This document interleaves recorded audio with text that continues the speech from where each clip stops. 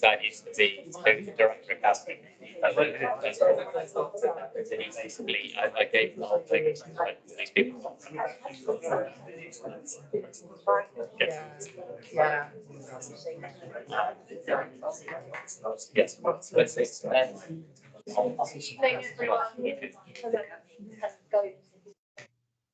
Good evening, everyone, and welcome to this evening's meeting of Council, today, the 23rd of January, 2023. So we'll move, so just firstly, just to inform you that the meeting is recorded. So if anybody is uncomfortable with that, you will have to leave the room before we start. Okay, so starting with the agenda, item 1, which is apologies. I've received apologies from Councillor Ellis, who is attending a meeting at St Albans District this evening. I'm not sure if there are any further. Okay, are Council happy to accept those apologies? Declarations of interest. Any councillors who'd like to declare an interest, please raise their hands. Councillor Butterworth. Madam Mayor, I declare a personal pecuniary interest in the subject of the Rotheston Park Pavilion, item 8.5. I live close to the site of the existing Aimbrook Pavilion, and my wife and near neighbours are present to voice concerns. It's a moot point whether it's indeed a pecuniary interest, but I fully accept the consequence of my exclusion from the Chamber and debate and from any vote. Out of prudence, I declare it as a pecuniary interest. I wish, if I may, to make a personal statement on the subject before I leave the chamber. Thank you. Madam Mayor, I declare a personal pecuniary interest in item 8.2, which is the budget for 2023-24. So I'm a director trustee of the Harpenden Hopper, and that will be included within that budget discussion and vote, and I will leave the chamber. With your permission, Madam Mayor, I'd just like to explain that I live in Orchard Avenue and my garden abuts Rothamsted Park. Therefore, I would have a personal and pecuniary interest in the Orchard Avenue Pavilion, but I consider that I live sufficiently far away from the Rothamsted or Aylesbury Lane Pavilion to not need to have such an interest tonight. Thank you. Any others?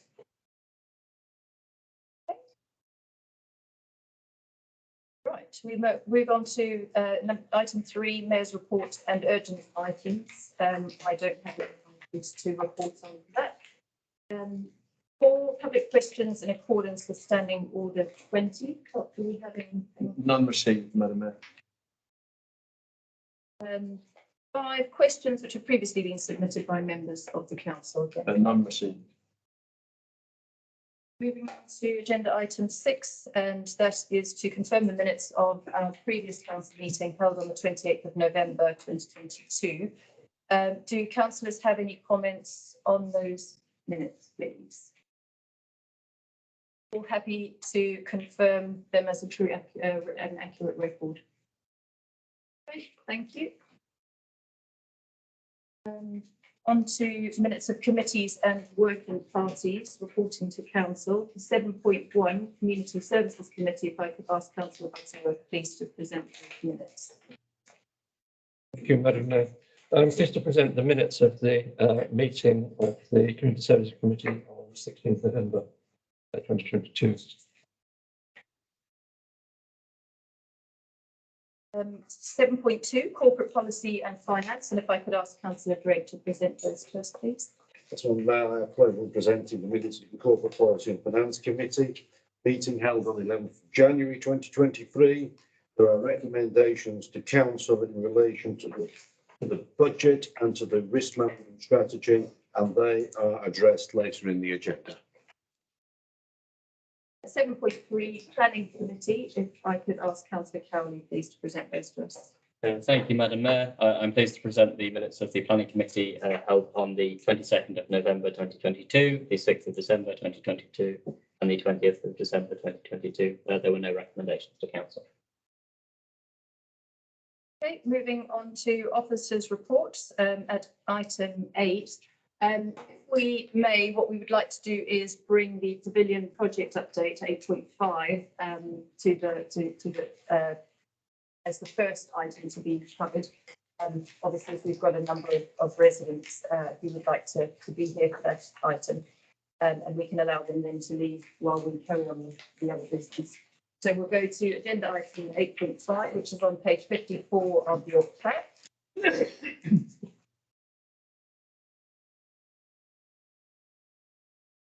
Right, Councillor Butler, you had declared an interest on this item, and I think you would like to remove yourself. So if I could invite you, please, to say more words. Thank you, Madam Mayor. Yes, please. Relatively brief circumstances. I wish to state my personal views on the subject of the pavilion or pavilions in Rotherham Park. Clearly, the present position of two derelict, unusable buildings should not persist for any longer than is absolutely necessary. The primary aim, as stated in council papers, of any pavilion is to provide appropriate facilities to the grass pitches in Rotherham Park. No doubt the debate to follow will include the reasons why two like-for-like replacement pavilions on existing sites are not considered feasible, and why a site around the corner nearer to the leisure centre is not considered practicable. As I see it, there are two main concerns of near neighbours of mine to their proposed site of pavilion, to the proposal of a new larger pavilion. As they are here, and no doubt one or two of them will speak for themselves later. Any new building should be in keeping with the semi-rural nature of this part of the park, restrained in size, both footprint and height, as well as appropriateness of materials used, all contribute to whether it is sympathetic to the location on the green belt, which it ought to be. Any change to road access and any parking on the site should be ruled out, I suggest. The secondary aim of providing hireable community space that helps to offset the cost of the pavilion, the running cost that is, as I understand it, we're not proposing to try to recoup the building costs, should not drive the proposals to excessive size, and it should not lead to loss of tranquility in this area of the park, or threaten the loss of amenity to near residential neighbours, for example, with excessive noise of activities or commotion of patrons coming and going. Hours of activity should, I suggest, be specified and limited. Finally, the council should please, I suggest, rule out that today's proposals become a base case for more disruptive proposals at a later date. Thank you, Madam Mayor. Councillor Wadsworth. If I could ask the clerk at this stage to introduce the item to us, and then I will invite, we've got two residents registered to speak, and I will invite you at that point to say your piece.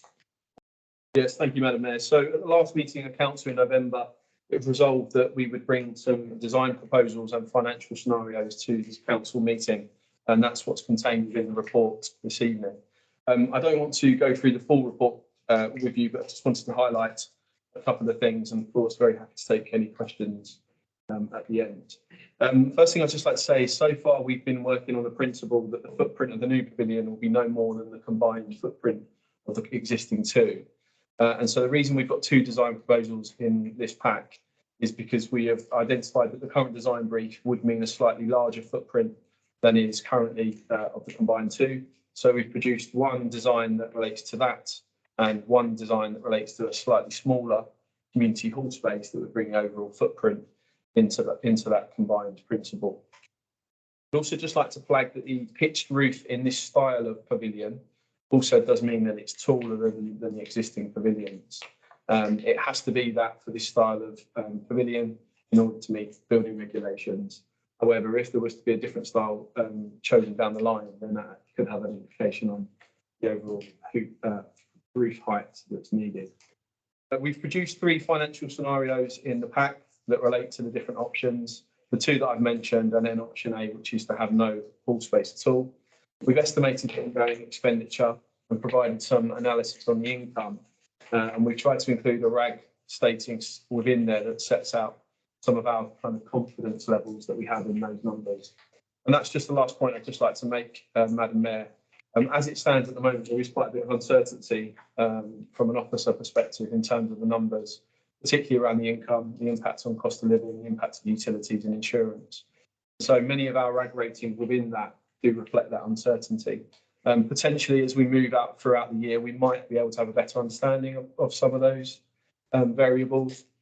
But as it stands at the moment, that's the explanation as to why you would see a lot of amber and red flags within that particular report.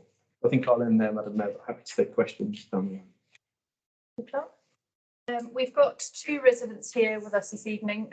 We've got Katie Bryce and Jonathan Bullock. I'm not sure which of you would like to stand and speak first. Good evening, Madam Mayor. Before the 3-minute clock starts ticking, may I just make, with your permission, 2 very brief, uncontentious admin points. Firstly, as you mentioned, another Amenbury Lane resident, Katie Bryce, will speak after me, but with a different emphasis, so councillors won't be hearing the same thing twice. Secondly, 2 introductory comments I made last time about registering our interest and not speaking formally on behalf of neighbours, but aiming to reflect their views. Both hold true for both of us on this occasion. Thank you. So firstly, thank you to the Town Clerk for his team for the Next Steps report. We would like to highlight some points for councillors to consider and question. Firstly, who are going to be the sports users of the proposed pavilion? It was established at the last meeting that colts are the main football pitch users, but these young players do not use changing and shower facilities. Does it therefore make sense to be tied into the conditions attached to Football Foundation funding when A, these conditions are less relevant to what is needed here, and B, many other sources of external funding are available?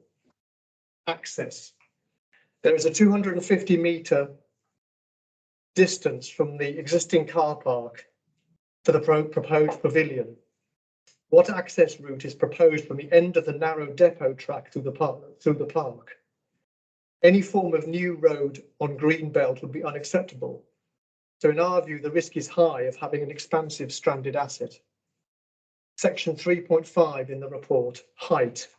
The proposed pavilion is over 6.3 metres high, and we would calculate the existing pavilions are around 3.5 metres. Almost doubling the height of the new building is not in keeping with the semi-rural park surroundings. Section 3.7, on the uncertainty of financial projections. Councillors should consider the impact of the following.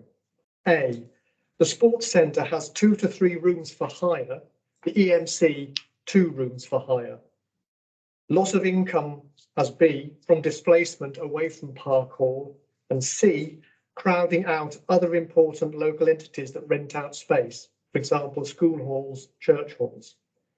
We certainly agree that the uncertainty of hiring income is high, undermining the need for such a large hiring space in the design. Section 310, target hirers. Surely sports people using the 3G pitches would use Harpenden Town Football Club facilities. The club has a communal space, changing facilities, together with a pitch sharing agreement. Why is this group seen as target hirers? Section 313, car park. We welcome no plans for car parking. However, we believe the poor access and the 250-metre distance will inevitably lead to pressure for a car park. We would expect to see legally watertight mechanisms that prevent so-called mission creep. Section 314, alcohol licence. Mission creep is relevant here too, given the uncertainty of income. Also, residents are concerned by the Park Hall hiring arrangements where, quote, alcohol can be served but not sold. Outside bars can be brought in as well as a disco if required. If this were to be replicated in the proposed pavilion, there would effectively be no limit on alcohol, given the proposed hiring hours until 9 p.m, 7 days a week. In conclusion, it is unclear which sports groups are actually going to use the proposed pavilion. Income projections are fraught with uncertainty and likely to be unsustainable. Access is poor. The overly large brick building designs at over 6 metres high are unsympathetic to the semi-rural surroundings. So, what to do? I would kindly suggest our neighbour, Katie Bryce, now speaks to this question. Thank you. Thank you. Should have brought my glasses, sorry. Better night. Good evening, Madam Mayor. To help move matters forward, I would like to offer 2 solutions for the councillors' consideration.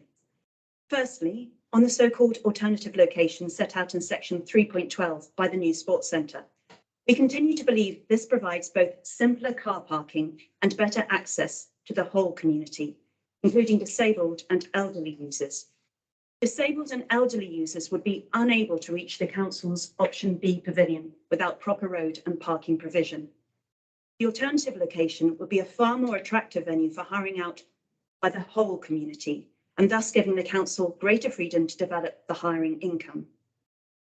We've been in contact with a firm of technical consultants, and their initial feedback is that the alternative location is worth considering and surveying.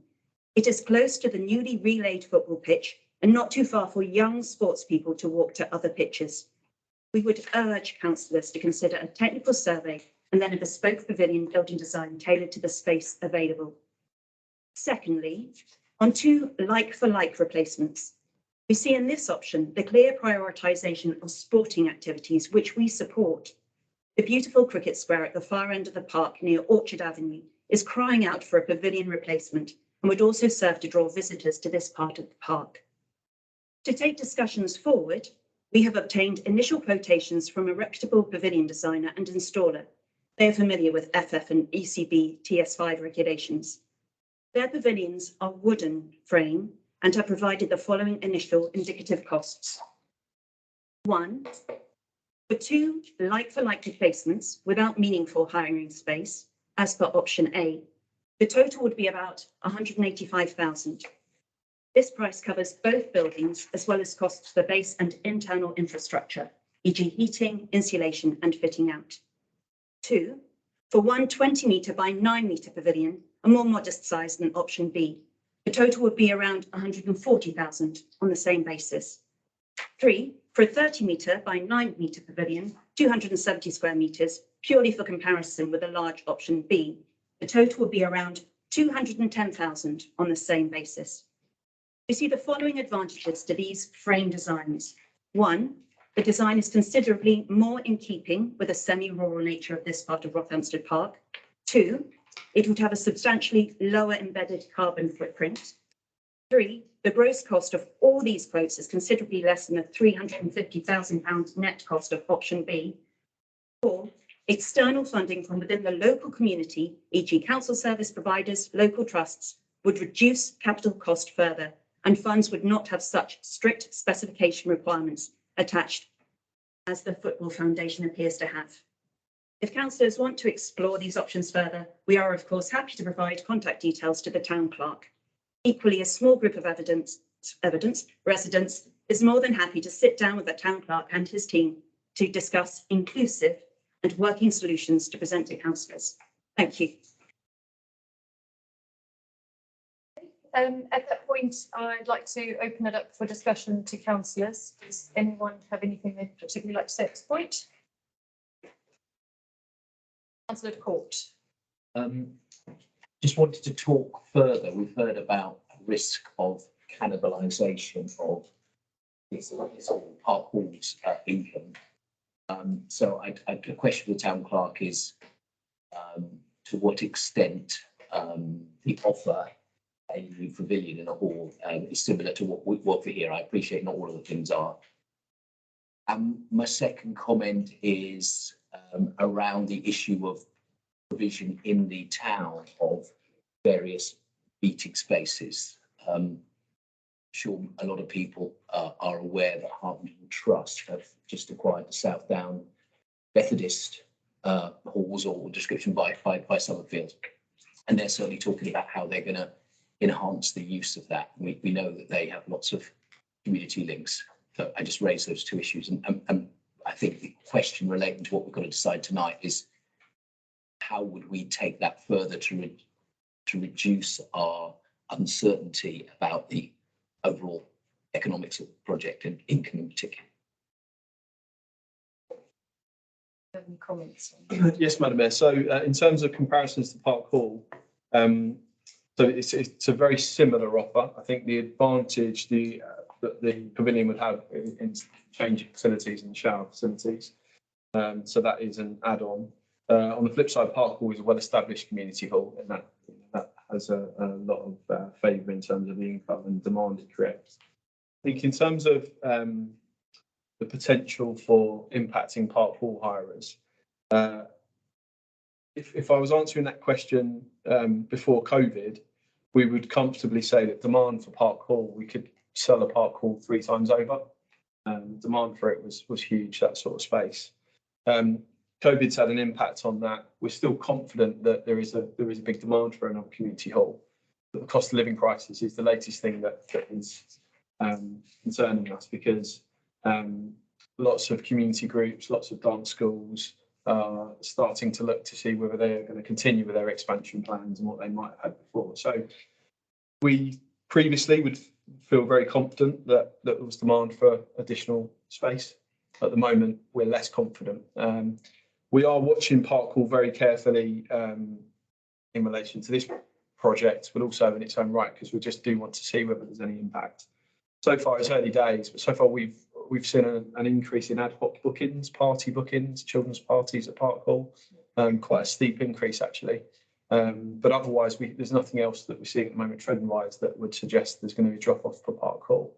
Potentially, if that continues, that may lead us to be able to conclude that that demand that there used to be there for an additional space is still there. But at the moment, that's probably the best answer I could give. Councillor Cousin. Thank you, Madam Mayor. On that point, it seems to me that the fact that the ad hoc bookings might have increased might be evidence that the cost of living crisis in some ways sort of might help hiring space, because instead of taking your whole class off to Ninja Warrior, you know, where it's £25 a head or something, you could book Park Hall fairly cheaply, and you know it would be a cost saving over a lot of parties. I think a couple of things. One, I think it would be good in general to keep this project moving, because it's been these pavilions have been derelict or in disrepair for quite a long time now, and hopefully the cost of living crisis will be short-lived, but it's not, we can't plan for the next 10 years to not to do anything. We've got the capital receipt now, and it would seem a shame to stall because we're just kicking the can down the road. They're still going to have the pavilions, and we've got to spend the money at some point. Just a couple of points the residents make. I agree that, alcohol licensing is not really for this council as such, because we're not the licensing authority. But I think the pavilion would be too close to people's houses to be having alcohol late in the evening. I think it would be good for the council to rule that out. Thank you, Councillor Cousin. Any other comments? Maynard. Just one really, and it's almost a question for the town clerk. It's been proposed that a possible solution could be wooden structures. I've just had to replace a wooden structure after about 15, 20 years because it just fell apart. In a commercial environment like this, or a public environment like this, what's the relative lifespan? What is being proposed versus a wooden hall? Yeah, Madam Mayor, without knowing the exact kind of details of what Katie's presented there, it's difficult to answer that. But I'm very happy if the council wishes to find out more details about a specific option. I am slightly surprised about those costs, and it would be good to potentially look into them more. We do know that there will be a shorter lifespan of that style of building, but it's impossible without me seeing what the spec is of that to be able to answer that. At the same time, relative cost of heating, because there's wood and wood. And if it's a shed type wooden structure, it's only really suitable for summer use. Whereas if it's a more substantial structure with which has been built to withstand our winters, it could be used all year round. Comments, Councillor Hill. Yeah, I was asked about changing rooms and the Football Foundation funding. Seems to me that this is raised by the residents. Changing rooms are quite an important part of with it being linked to the artificial pitch. So can I just confirm with the clerk that we need that for the artificial pitch to be a viable option for the council, which I think has lots of potential in terms of waiting list Colts have, that the changing rooms are an important part of that project as well. Ensuring they meet a standard of size and that kind of thing. Yeah, Madam Mayor, so the two projects are completely separate. So the 3G AGP project doesn't rely on the pavilion in any way. If we had a pavilion, it adds value to the AGP, but the AGP in itself is viable in isolation of that. It doesn't require a change in facilities. The pavilion could add value to that project. Sorry, Madam, just to add one thing in terms of changing room size and football foundation funding. There's 2 points to make on the changing room sizes, and one is to do with funding, yes. The other is to do with planning permission. So in order to secure planning permission for any pavilion of any type, of any style, you're going to have to meet the minimum spec from Sport England and the ECB. And so they are statutory formal consultees. And if you don't meet their guidelines, then they will object. And then it's very unusual for a planning authority then not to also reject that application. So there's the planning side of things, which is why the changing facilities have to be of a certain standard and size. And then if we do want to secure the football foundation funding, they go by the same specifications. So there's two sides. So it's not just the funding side. I just wanted to point out that, you know, if we didn't go for football foundation funding, that doesn't mean we could have smaller changing rooms. We'd still need a certain number of changing rooms, certain size changing rooms for however many council decides to do. Any other comments? Councillor Drake? Thank you. At the last meeting of the council, I spoke in favour of having this review at this meeting because I felt at that meeting we did not have sufficient information on design or numbers or other points as well. And therefore, I'm delighted that the town clerk has produced such a rigorous report for us tonight. I'd also like to thank the residents for what has clearly been a very carefully considered and constructive response to questions tonight, including obviously some substantial work by Katie on the methods. Thank you on that, and that is certainly noted. And there are a number of points within what was said, I think, which certainly merit consideration as we take this project forward. And absolutely, the answers should be made to those points both Jonathan and yourself made, and the town clerk has made an offer because it's difficult to assess those proposals based upon a statement made, but certainly that there are points which are valid there. On the numbers that are there, and members of the council will know I'm fascinated by numbers. There are, as the town clerk has said, a number of significant uncertainties in those numbers at this stage. And clearly, we cannot absolutely press the button on this project to firm up more knowledge about those numbers. What those numbers do show, however, is that there would be a cost to this council of running an option without any community space within it. And that is a cost at this stage this council probably could not bear. So I don't think that that is an option which we can continue to pursue. I think that from that point of view, that as I said, so I would say that this council needs to look at three things. Firstly, not pursue the option about community space to sort of reduce the scoping at this stage. To look at the future designs going forward, taking into account comments that have been made. Finally, to continue to review the figures, and for that purpose, I would suggest that we have a further review at the special meeting of council in March. Thank you, Councillor Drake. Any other comments?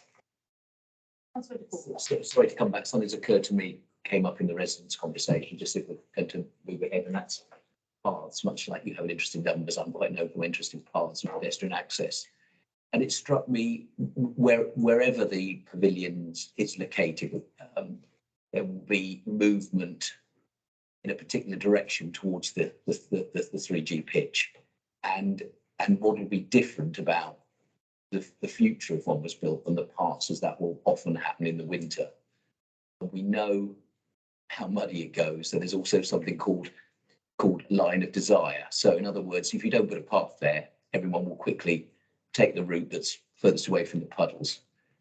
There'll also be an issue, and this may be directly out of our scope, but we want to consider it for the users and the managers of it, of managing footwear if there isn't a substantial path, because you have to ask young people to get to the pitch in Wellington boots, take them off, put on new shoes for the pitch.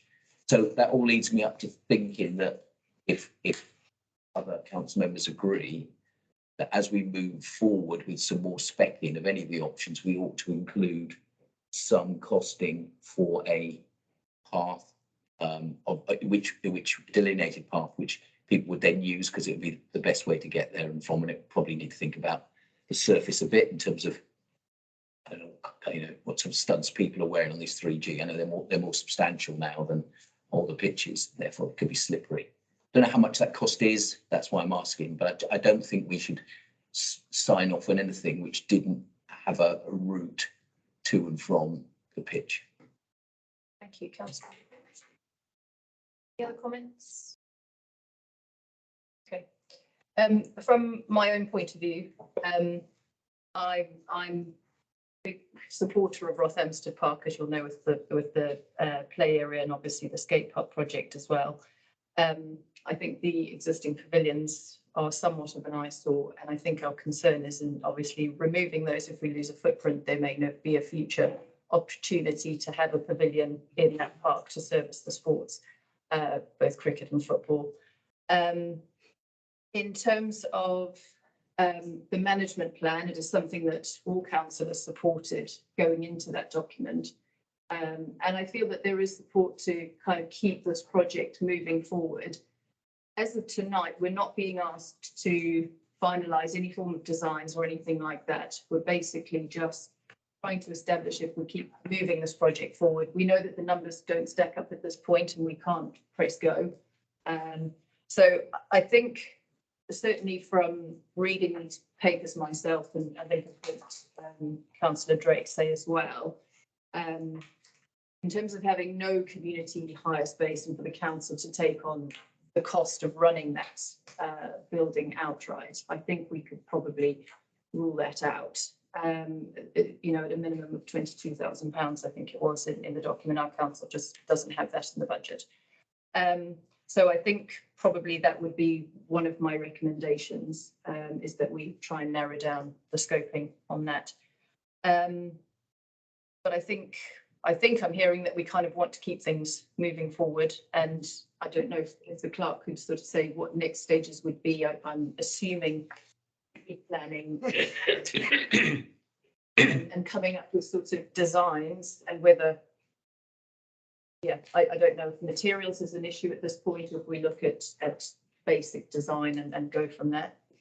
Yeah, Madam Mayor. So I think given the setting and the perhaps complexity of the development, I think pre-planning application advice would be advisable for this project.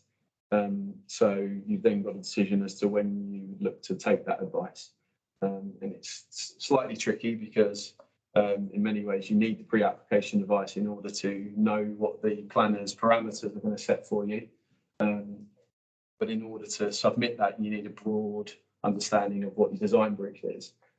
So I think, if you are keen to move this forward, it would be an idea to instigate some pre-planning application advice so that we can bring something back to council at some point that gives you a view that isn't mine or isn't what we think the situation would be from a planning point of view. So that could be something you instigate after this meeting. Okay, so at this stage, we wouldn't need to make any decisions as such on design in order to progress that? No, I don't believe so. You could resolve to that we as officers look to progress some pre-application advice, and we can bring an update forward. I think Councillor Drake said in March time. Yeah. That might suit. Okay. And can I just pick up on, can I just pick up on Councillor de Court's point on the paths? Is that something that would come into the pre-planning, sort of the drawings and things that would go forward for that advice. Yeah, Madam Mayor, I think I've made a note of that. I think what I'll do after this meeting is just send all councillors an update on what the planned paths are already in association to the AGP and how that works. Yeah. So in particular, the access road that the town council doesn't own at the moment, the district council own, that we are keen to take ownership of, that ideally needs to be improved as part of the AGP anyway, regardless of the pavilion work. Because if we can have high volume of children, young people going over, particularly the bottom end of it, at the moment it's questionable as to how suitable that is for that. So there are plans to improve that access way anyway, to make to a similar. The ideal would be a similar type of surfacing that we put into the barlands. That's sustainable kind of surfacing that vehicles can go over for access to the park, so the contractor vehicles and the town council vehicles, not public vehicles. But perhaps afterwards I can just set out to councillors what the wider picture is on paths at the moment anyway to do with the AGP, because that might just give you some answers of what the plans are anyway. Councillor Cowley. Thank you, Madam Mayor.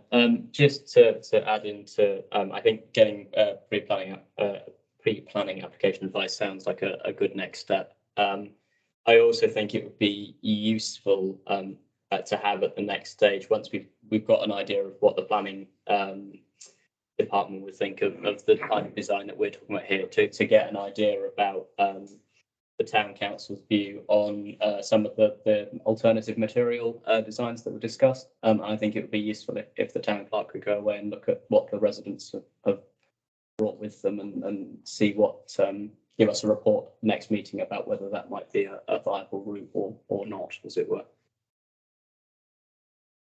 Right. Okay. I think if we move to recommendations now, so I'm going to break it up. So I think first and foremost, to rule out the option of having a community hall space with no hireable, having a pavilion with no hireable community space. So if I could ask councillors, so this would be recommendation 2.1.1. So council not to progress a pavilion development that has no hireable community hall space. Can I ask for a show of hands who'd be in favour of that recommendation?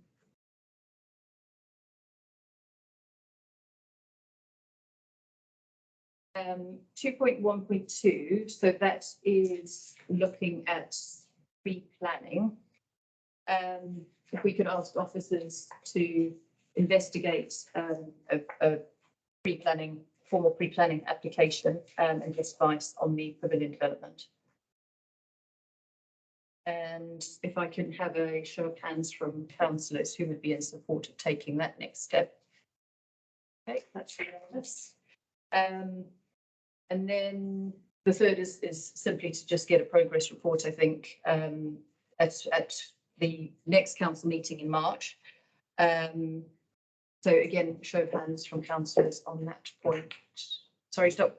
Sorry, could I just raise an issue on that, because we've changed what that is just before we vote on it, which is that in that progress report, we will, along with looking at the options, the costings we're talking about, look at the implications of simply not building a pavilion. I mean, and that would mean, I assume, removing the pavilion. I know we've got monies from the district council, which I believe is in the earmark reserves to do that, because now we've removed unanimously the no hall hire option. There needs to be another option other than simply which of these two designs are we going to take forward. We need to know the implications of choosing not to do them. And I know that will just be an update in March. I appreciate that, but just so we have an idea of that, the finance on it. Sure. Is that okay? Yeah, I think in my view, basically what we're doing is scoping out sort of what is possible, and we're not going to make a decision until we know that the numbers and everything stack up, and it may be that the decision is that we don't move it forward. Correct. So just a show of hands to receive a progress update at council in March. Thank you, councillors. Okay. That brings that item to a close. So thank you once again to the residents for their. May I just ask, was Councillor Cowley's point got lost in that? I was assuming that was part of the progress update we bring in March, to look at the. Yeah. To look at the alternative material, Yeah. but that was picked up. Yeah. Okay, sorry, thank you. Sure. Thank you all for coming. You can make your way out now. I'm sure the rest of the business is probably not of interest to you. Sure, thanks.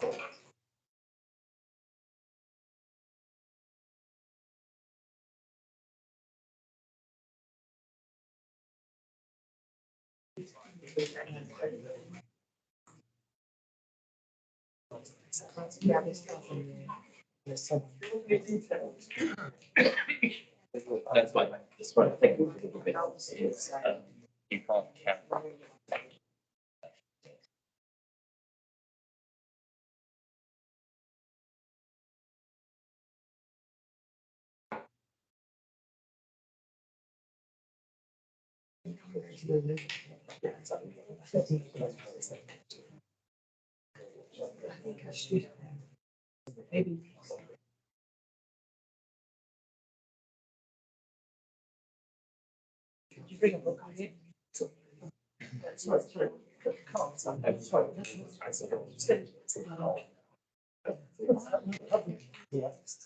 I'm the only Hertfordshire councillor who sits on the planning committee in the district. If I am excused from that meeting, cut me off it for reasons of interest, anybody can put that point forward. You have to speak. Well, I don't know. It is a worry that if what it wouldn't come to plans until that's recorded. Would cost less to build. Councillors, are we ready to resume? Okay, we're going to go back to agenda item 8.1, planner and resolution tracker, page 13. Your agenda pack.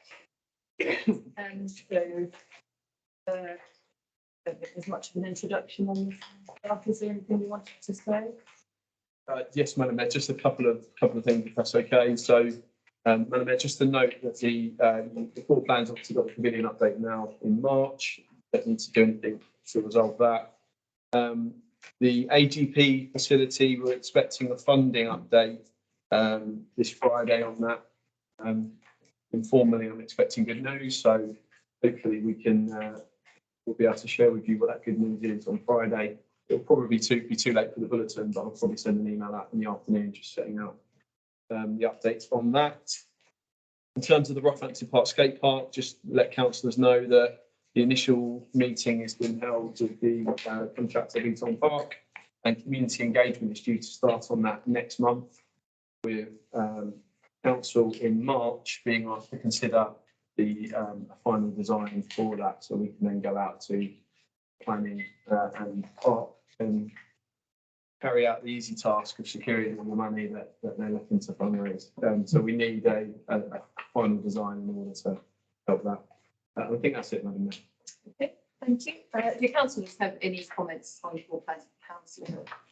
Just on the floor plan, on the May council, that's the one we have in Park Hall, isn't it? I think. Is there, I appreciate we have all this sort of ceremonial stuff, but if there was something that we wanted to bring to that meeting about, say, whatever, anything else, a bit more substantial, maybe like Ruffles did, can we bring something to that, or is that purely ceremonial? That makes sense. Yes, Madam Mayor. So that is a council meeting. So anything can be discussed at that. Historically, it's just utilised as the first annual council meeting. So yes, in theory, anything can be discussed. Because anything, otherwise it might not be till, I mean, I'm jumping ahead to the plan for next calendar of next year, but it might not be till end of June, potentially. Any other comments? Okay. Sorry, Councillor Farmer. 8.2. Oh, I haven't done the resolution, so we'll just quickly. I feel keen to get out of here to jump tonight. Right, so 2.1, councillors asked to 2.1.1. I'll take all three of them together. I don't think there should be an issue with that. Councillors all in favour of the recommendation, please give us a hands. Thank you. Right, on to 8.2, which Councillor Farmer, I believe. made a declaration on and are going to remove yourself. I won't go that way. Councillor Palmer taking a run for it.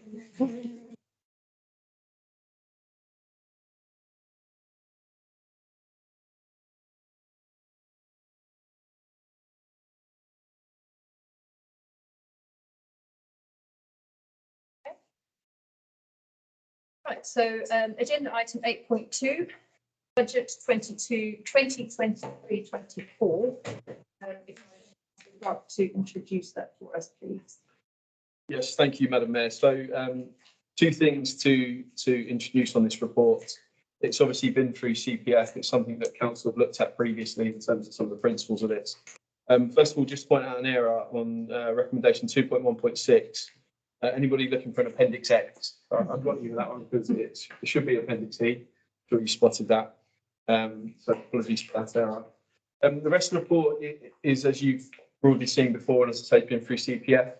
What I thought I would just do is just give a bit of extra explanation on the capital reserves and earmark reserves item. This was something that was referred through from CPF, specifically in relation to the capital reserve allocations and inflation. I know this is something that councillors are interested in, the impact that inflation makes on some of those allocations. So I'm on page 36. I'm not going to go through each of these in detail, but I just wanted to flag that within our capital reserve, there are broadly three types of allocations, I would say. The first one is where there are like specific projects where the council's committed to do something very specific. And in those cases, inflation could have an impact on the allocations we've set out because inflation could mean that the projects are too expensive. The second type of overall reserve is kind of a general thing. And that's, for example, where the council's committed to improving pathways as an example. We've not specifically said which one. So there's no danger of us not delivering the priority. But what that means, inflation means we might only be able to deliver 100 metres of improvements rather than 250 metres, as an example. And then the third type of allocation is around what I would call kind of fixed contributions or fixed agreements. So that's where the figures relate directly to an agreement that we've got. So the storage facility, for example, the lease associated to that has a figure of £100 up front. So that's why that figure's there. Having highlighted those three types of reserves, I'm kind of pleased to say we don't have any that I would class as the specific projects. So those where we've identified a project that we now no longer have enough money for due to inflation. The vast majority are under the second thing, which is the general thing. So essentially, yes, inflation and the increase of costs and goods and labour has an impact. It means we'll just be able to do less of that rather than we won't be able to do that whatsoever. If that makes sense. And then we've got one or two fixed contribution agreements. So just to highlight, inflation hasn't or won't have an impact on specific project allocations through the capital reserve. Thank you, Clark. Any comments on this item? Councillor Butterworth. Thank you, Madam Mayor. Slightly oddly, and I've absented myself from the previous item, therefore I don't know what you discussed or decided. On page 6, which we were looking at, almost halfway down, there is a new clubhouse for the pavilion in Oxford Park. I don't want to get too pernickety, but I think we're talking about a pavilion. Wonder if clubhouse is the wrong phrase, and that's my only comment.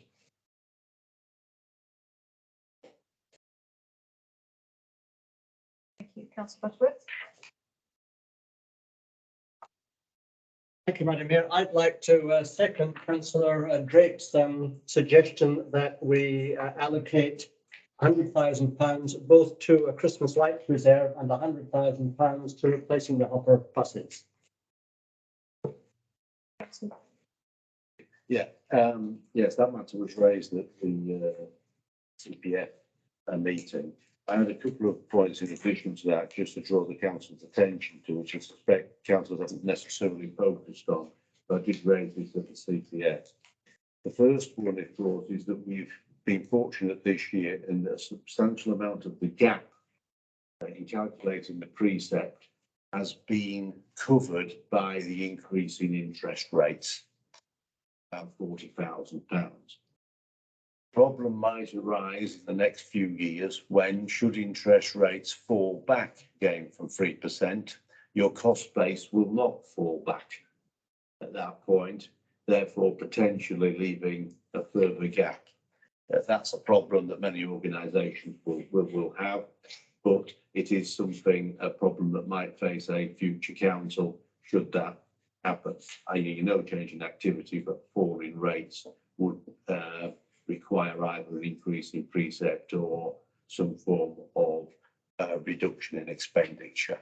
So it's just worth bearing that in mind, that we've been fortunate this year, likely to be okay for the next year or so, but it is something that could arise in the future, which I think, we shouldn't forget. The second point was also in relation to that, to note that the medium-term financial strategy does show that there's already a 12% assumption in the increase in the precept next year. God knows, with all the various uncertainties that are around as to how close that will be. So I wouldn't propose any amendment to that at this stage, because that's uncertain. But again, it is something that the future council may well have to carefully consider in relation to the budgeting process for the subsequent year. I'd also like just to thank the councillors for completing the asset replacement programme, which I asked them to undertake, because I thought it was important, given the fact of the 4 years of this council, we have spent significant amounts of money on capital.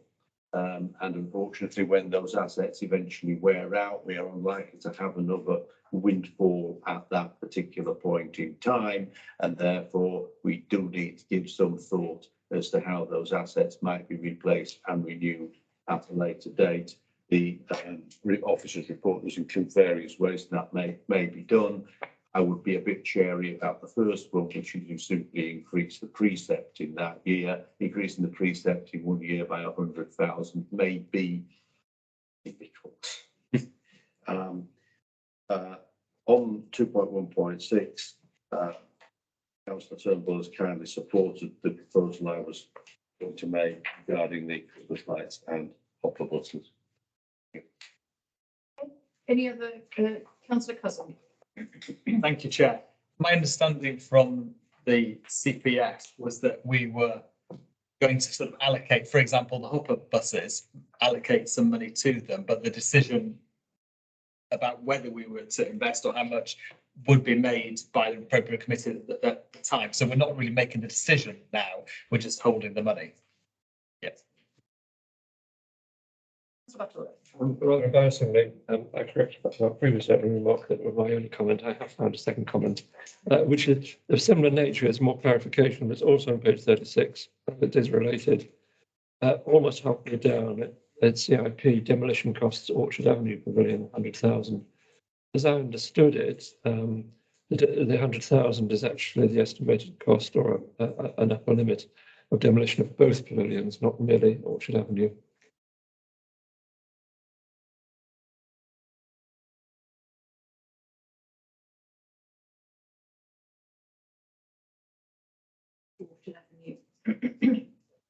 I would have to clarify that, Madam Mayor, and come back afterwards on that. Any other comments? Okay, I think we've been over the budget a number of times, so hopefully no surprises there. But what I would propose to do is take items 2.1.1, 2.1.2, 2.1.3, 4, 5, and 7 together, because they are as they stand in the paper, and then take 2.1.6 separately with the amended wording to include the allocation of bus. Okay, so first of all, do I need to read them all out, or are councillors happy? No. So 2.1.1, 2.1.2, 2.1.3, 2.1.4, 2.1.5, and 2.1.7. All councillors in favour, can you raise your hand on that one, please? Thank you. That's unanimous. On item 2.1.6, paragraph 2.1.6, the proposed wording on that one is to note the current reserves position set out in Appendix E, and approve additional allocations to the unallocated capital reserve in respect of the potential replacement of the Christmas lights for 100,000 and the Harpenden hopper buses at 100,000 pounds. So all councillors in support of that recommendation, could you raise your hand, please? Thank you, and that's unanimous as well. Right, okay, so we move on to 8.3. Okay, Councillor Farmer. Oh, yes, thank you, Councillor Otto. It's experience.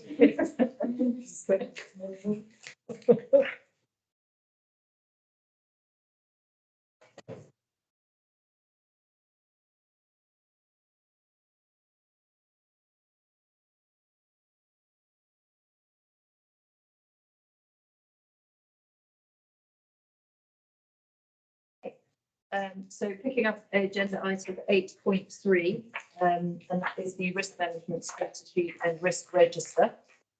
Clark, is there anything you wanted to say to introduce that item? No, Madam Mayor, just to say that this has been through rigorous review through the council risk sub, but also through CGF, that has shaped the strategy that you've got in front of you. Any councillor comments on this item? Madam Mayor, as a member of the Council Risk Committee, I would say my personal view, and I think my colleagues on the committee are in agreement, is that this is a very thorough job, and those of us who come from a commercial background were pleasantly surprised at just how thorough a job the officers do on the risk register. We do have some comments, and they're clear here, but comments to make a good job even better rather than being a source of concern. Thank you. Okay, we will move to the recommendation then at this point. So we'll take both together. So 2.1.1, councillors to approve risk management strategy and risk register following a recommendation made by Corporate Policy and Finance Committee that's set out in paragraph 3.3. 2.1.2, note the recommendation made by Council Risk Subcommittee that is set out in paragraph 3.4. Councillors in favour of the recommendation could raise their hand, please. Thank you. Unanimous. Okay, on to 8.4.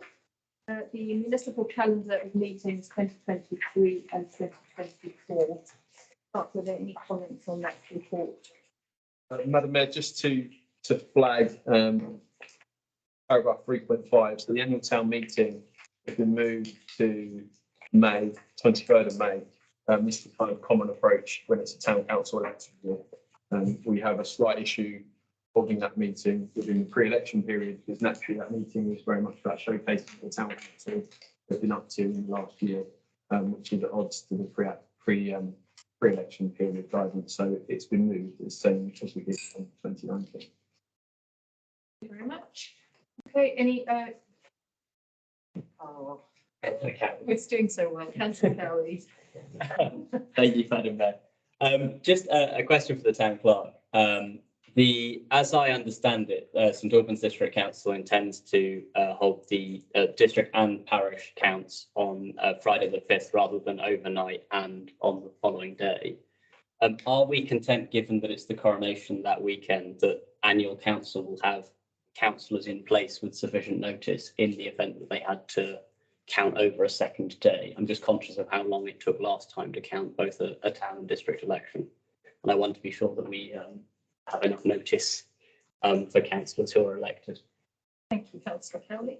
Yeah, so Madam Mayor, so I will have to issue the summons by 11:59 in the evening of the Saturday, the 6th. So as long as the count, I've had it confirmed it's starting on the Friday. So as long as it's finished by actually probably 11:58 to give me a minute to get the summons out, we will be able to summons new councillors to that meeting. Officially, existing councillors retire on the 4th day after the election, and new councillors take the post on the 4th day after the election. So it would have to be done by the Monday anyway, otherwise the district would be in breach of legislation. So I'm super confident that we'll be able to issue the summons on Saturday. My concern was mostly over whether they could actually count on Coronation Day. I hadn't had that confirmed by anyone, so I was just seeking some reassurance. Yeah, I'm unsure on that, but I understand they're going to start 10, 11 o'clock on Friday morning. I think worst case, it may go out through to the early hours of Saturday morning potentially.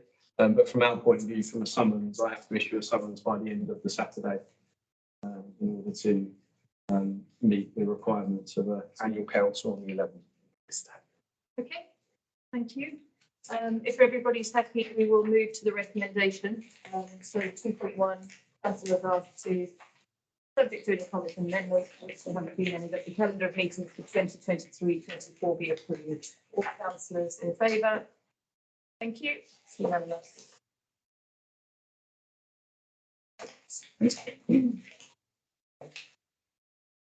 So we move now to agenda item 9.1, which is the merit awards, which we are going to move into exempt business. Shall I read that?